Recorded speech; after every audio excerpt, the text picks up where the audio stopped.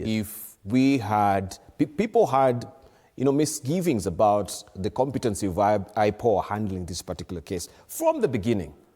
Well, maybe this was the expected outcome from their misgivings.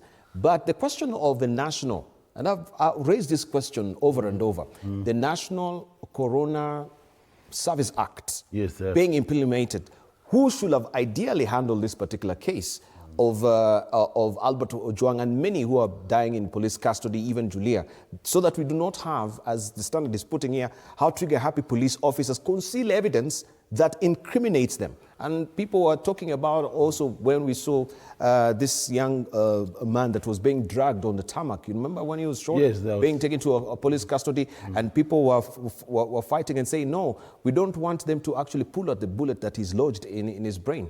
Right?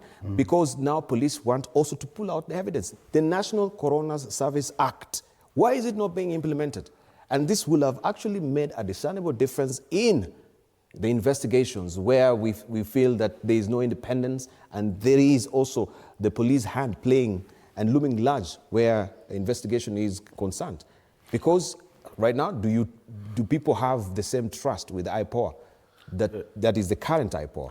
Definitely, I think IPOA has trust deficit, and Kenya, perception is very bad. Normally, perception is the thing about.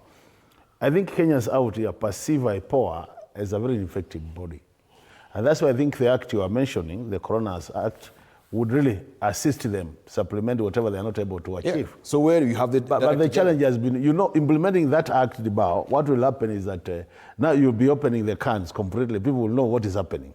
And as we have said many times, I can tell you for sure, the fact that now Lagat is off the hook is going to make this case, Ojwang's case, so weak that don't be surprised even the junior officers who are involved might just also walk scot-free. Because the thing is, you have taken now the bosses free. Why would the juniors not be free?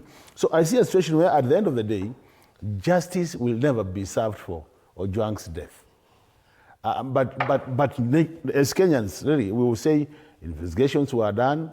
These guys were told you can go home. There is nothing to answer.